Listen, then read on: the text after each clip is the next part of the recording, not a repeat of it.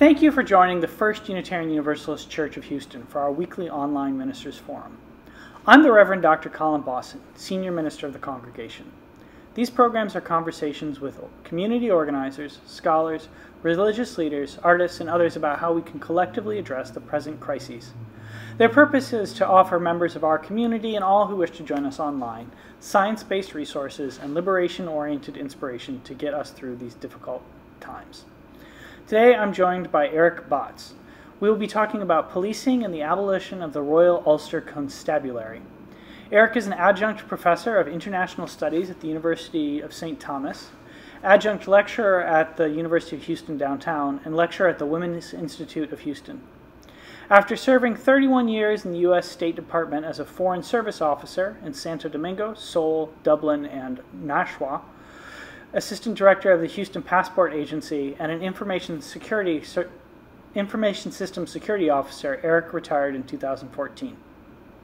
For those of you who are with us for the first time, let me say a few words about Unitarian Universalism. We are a religious tradition that celebrates the possibility of goodness within each human heart, the transformative power of love, and the clarifying force of reason.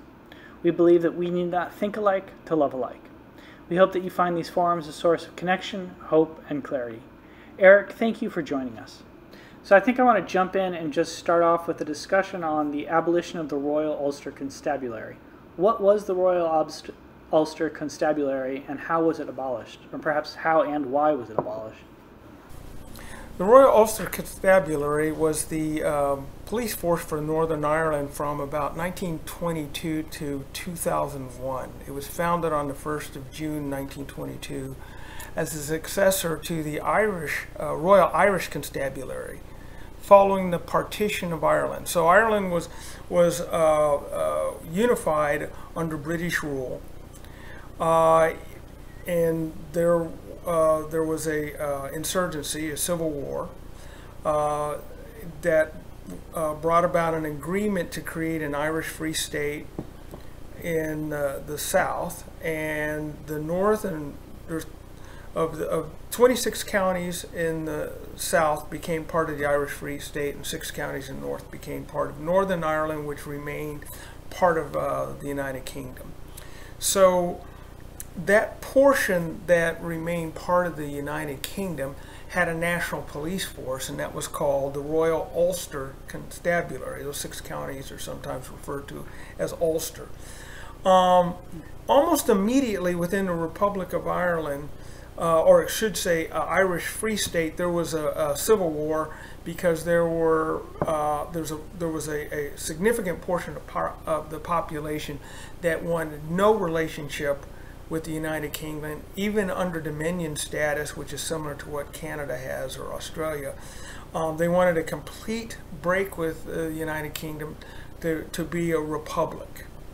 And the Irish Republican Army, which we know as the IRA, they were the armed portion of that sentiment, that political idea of creating a Republic of Ireland, and they fought against the Irish Free State.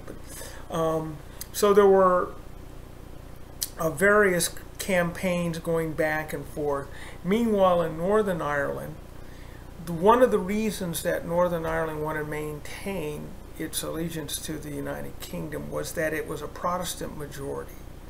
In the Republic of Ireland had a Catholic majority. So the Protestant majority, the people in Northern Ireland didn't want to be in a united Ireland where they would be a minority. So by staying part of the United Kingdom, they would be the majority population. So Ireland transitioned. There was they proclaimed itself a republic, and it had no relationship with the United Kingdom. In 1949, it became a republic, and there was still a concern among the Catholic population of Northern Ireland. This idea of could there be a united Ireland? What about their rights? The Irish Republican Army then it never gave up its goal of creating a united Ireland. So some of the conflict spilled over into the north as well. But the RUC was a national police force. I'll fast forward a little bit. In 1969, there was a strong movement among the Catholic population in Northern Ireland to achieve greater rights, and inspired, and I've had people tell me this when I served there, inspired by the civil rights movement in the United States. Many Catholics felt that if they had a civil rights movement, large demonstrations, street protests, they could bring about greater rights and equities in the Northern Ireland vis-a-vis the Protestant community. It's important to understand that the way that Northern Ireland was structured, they didn't have civil rights built into the legal framework like the United States was evolving into with things like the Voting Rights Act and the Fair Housing Act. The communities were very, very strictly segregated, not necessarily by law, but by custom and convention. If you were a Catholic, you lived in a Catholic neighborhood. Although I ran into people who, there were some mixed neighborhoods, but for the most part, they were, there was a lot of segregation, and so it was a very sectarian, divided society. So the civil rights movement, for the most part, was peaceful, but there was, like we're seeing now in the United States, in some of these demonstrations against police violence, there are elements that sometimes throw rocks and bottles, graffiti, spray painting, and things like that. So there was an element within Ireland that did that. I would say the most pivotal moment in all of this occurred on January 30, 1972 in Derry, which Protestants call Londonderry, Catholics call Derry. It's known throughout the world as Bloody Sunday or the Bogside Massacre. And what had happened is that relationship between the Catholic population and the RUC had descended so much. The RUC became more and more militarized. They started driving around in armored Land Rovers. They wore body armor. They had assault rifles and submachine guns. Their police stations became heavily fortified. So the Catholic community, the Catholic community felt besieged, like they had become, in many people's eyes, an army of occupation. So the British decided to send regular units of the British Army. At first they were welcomed because they were seen as a more impartial force than the RUC. But at the same time, there were elements within the Catholic community, Republican, and that's the Irish Republic, Republican elements that saw this as tantamount to an invasion. So all this sort of came to head in Derry in 1972 in January, when there was a large demonstration, huge demonstration, like we've seen here in the United States in some of these Black Lives Matter demonstrations where there are thousands of people on the street. So it was a huge demonstration. The British forces that were deployed in Derry were the 1st Paratroop Regiment, or they called them the Paras. And part of the problem is they weren't really trained for riot control. These are combat soldiers, probably one of the most elite combat units in the British Army. So there, you know, it depends on who you read. I've looked at various reports and read the official reports on this. The soldiers fired into the crowd at some point. They claim they were fired upon. It depends on who you talk to, but at the end of the day, when the smoke cleared, 28 people had been shot, 14 of them killed, including a Catholic priest. Mm-hmm. That sort of broke any relationship that the Catholic population, for the most part, had with the central government, vis-a-vis the British government or even the Northern Ireland authorities. So it was a great recruiting tool for the IRA, and therein began an insurgency that lasted until 1998, when the Good Friday Agreement. And it was bloody. There were, as you know, bombings and assassinations.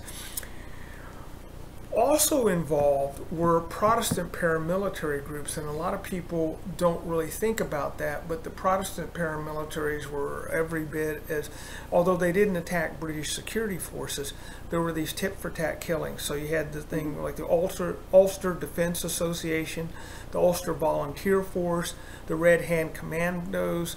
You had these various Protestant paramilitaries that were fighting against the IRA and the Irish National Liberation Army, which was another Catholic organization. So you had the sectarian warfare going on between the two communities.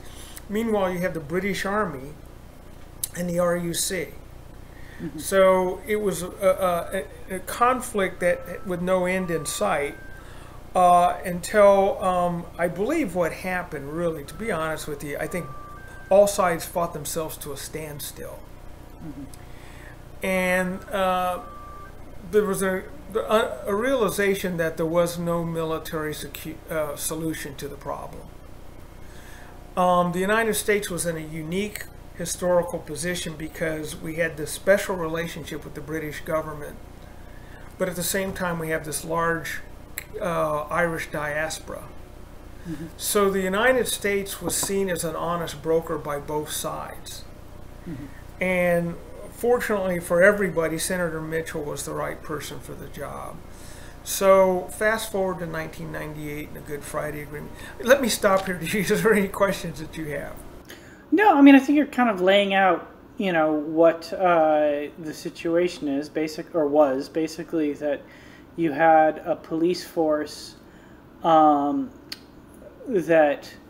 had become highly militarized, that was seen as a party to conflicts rather than a neutral force, right, that had lost its legitimacy with a certain portion of the population, or actually a large portion of the population, and had a history of deploying violence against I don't know if actually in Northern Ireland Irish Catholics are a minority population. I think they are, but a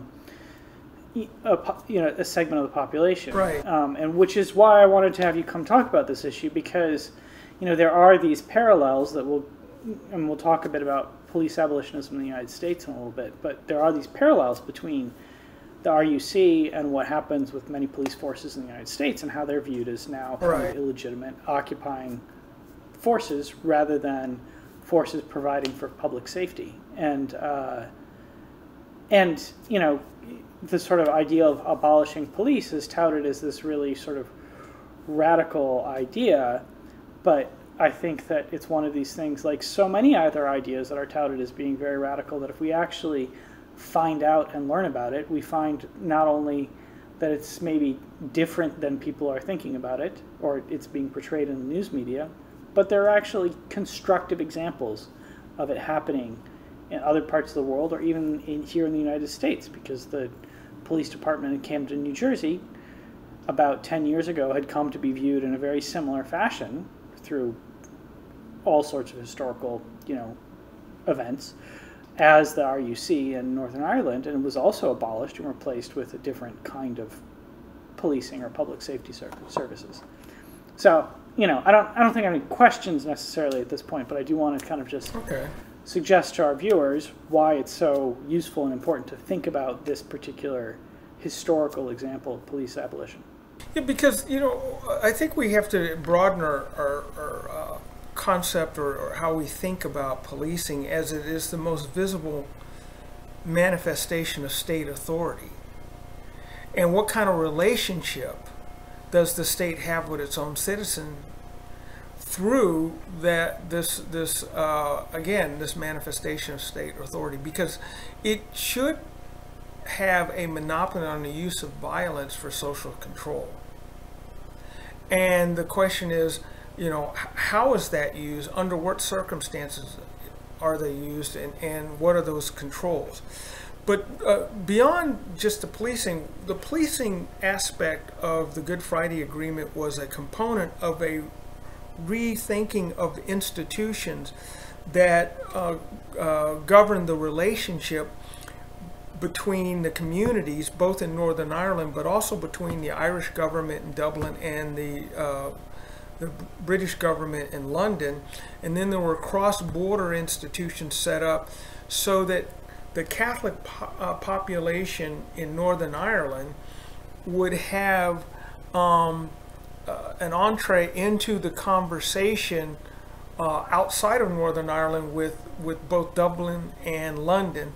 So there was these institutions helped carry the water for them, so to speak, on dealing with some of these more thorny issues.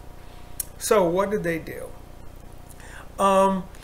So under the agreement, the Royal Ulster Constabulary was replaced. There was wholesale reorganization, and essentially they abolished their uniforms, the insignia. They came up with a new insignia that included a crown, a harp, and a shamrock to show representation of the various communities. It was called the Police Service of Northern Ireland, or PSNI. And they include what they call positive action. We would call it affirmative action.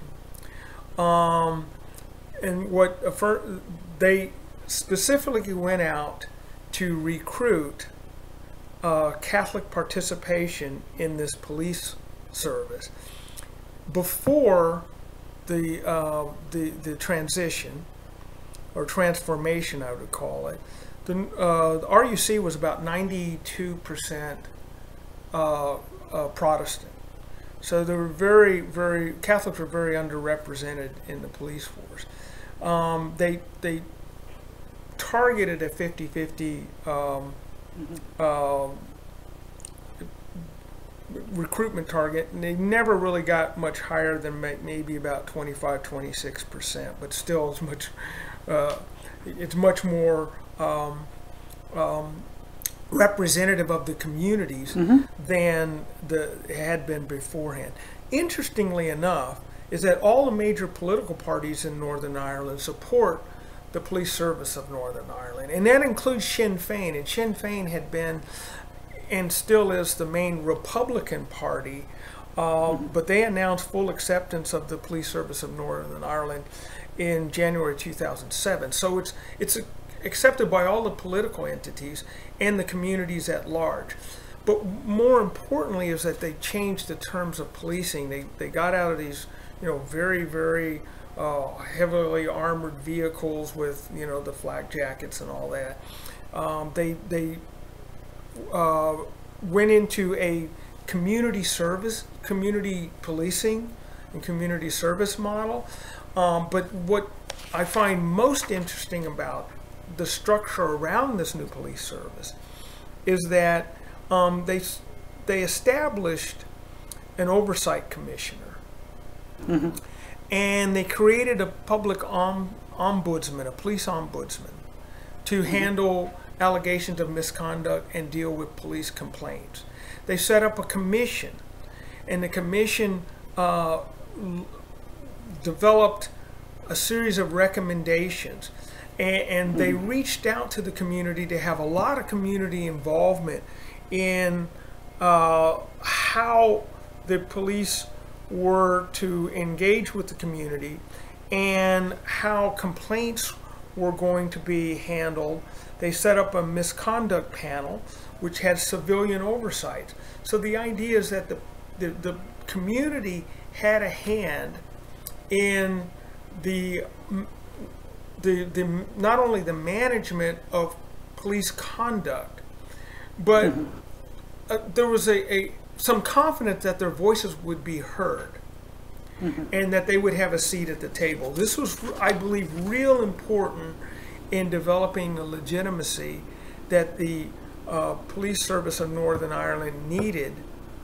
And it's an ongoing process. The police officers understand that part of their mission is to create and maintain those relationships with the community that they're involved with, and that their legitimacy is on the line when they go out in the streets and they engage the people in the community. So it's an important component of how they view themselves. I mean, just the sort of scope of radical transformation in policing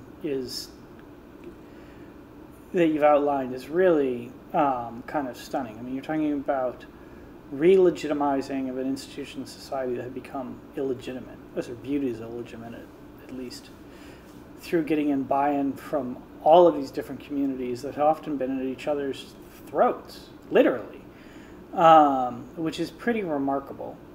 And then you're talking about reimagining how the police operate and who composes the police.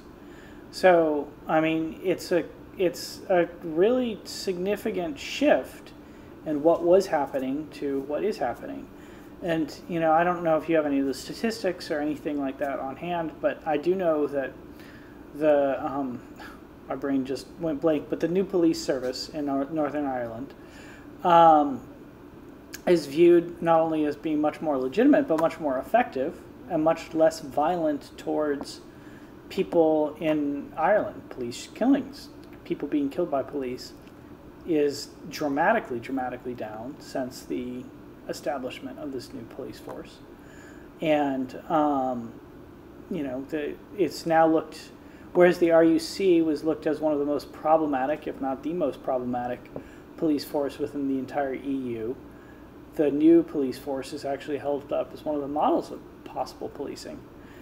And I think the point about earning legitimacy every day is so crucial and speaks so much to the current situation that we're in here in the United States about how the police forces are often viewed as not legitimate because they're not servicing the needs of the community. They're servicing, you know, the needs of maintaining a particular social order, right? So policing the function of policing is to maintain social order.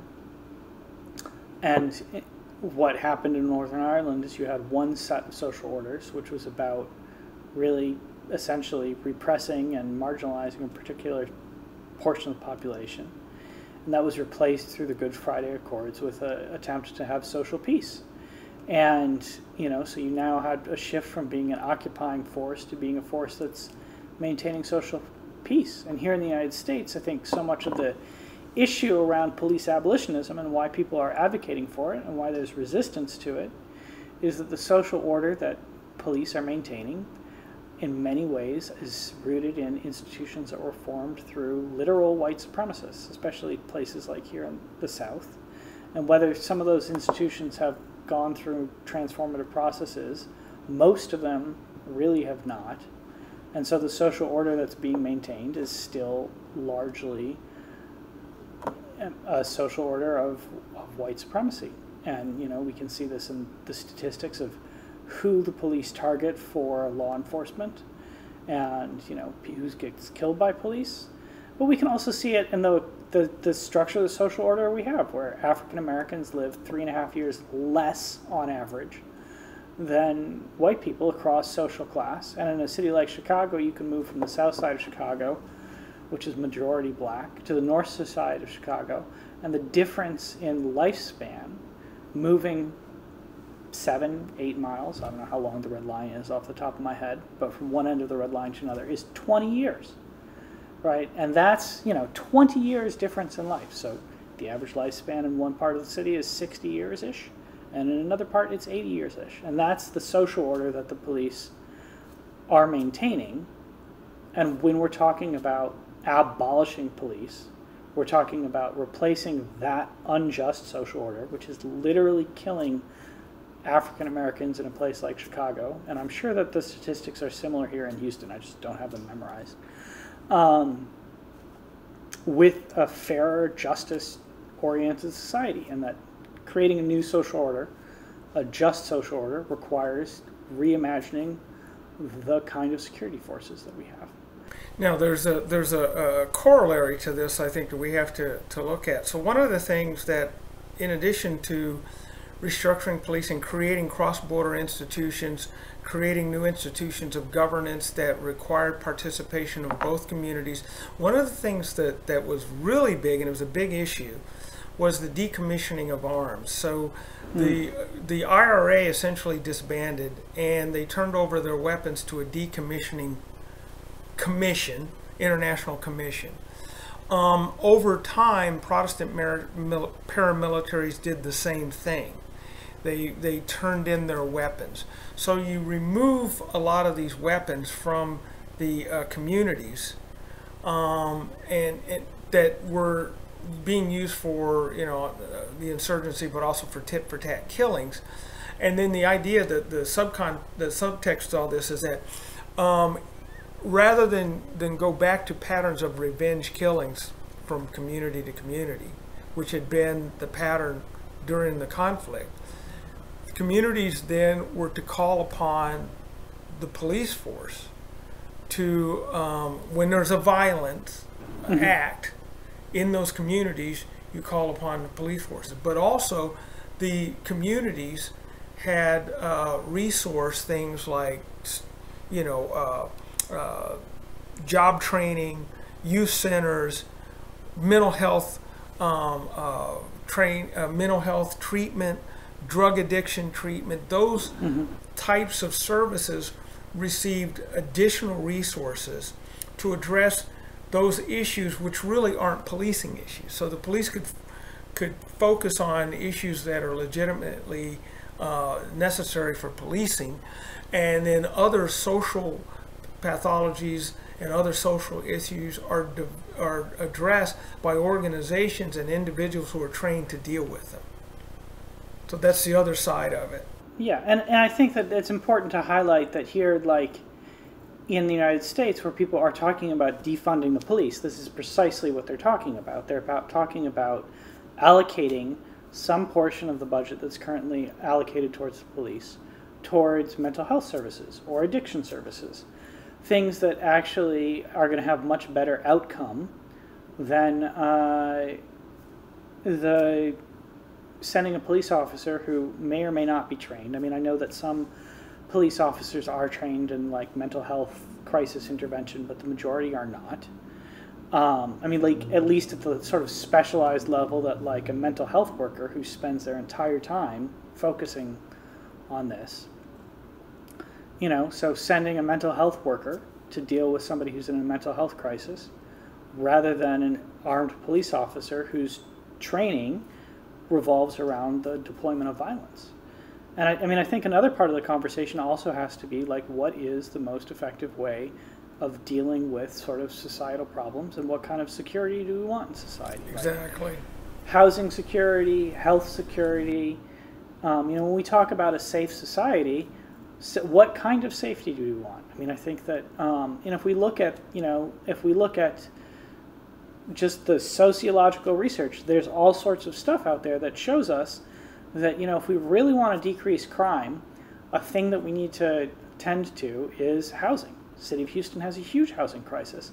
I think the statistic is something like only 19 out of 100 people in the city who need low-income housing actually have access to it, and that the waiting list for public housing is something like, you know, 6 years. So if we really want to, and in the city of Houston, our budget is roughly 37% policing, goes, you know, which dwarfs what we spend on parks and recreation, public housing, mental health services, all things that if we were actually really wanted to sort of eliminate crime, exactly, we would get a significantly better outcome from investing in. So we are running towards the end of time. Okay. And I want to give you an opportunity to both just add anything you want to add on lessons that might be drawn from the abolition of the Royal Ulster Constabulary for policing here in the United States, and also to reflect on what's happening right now in Portland with the deployment of federal officers to detain protesters and repress protests. Well, I think this is one of those unique historical moments where we have to have a national conversation about what kind of relationship do we want to have with authority and with each other. And policing is one component, but I think we really need to talk about the role of violence and the epidemic of violence in a society, and whether or not we want to maintain our social order in an armed society. We have 305 million guns for 330 million people.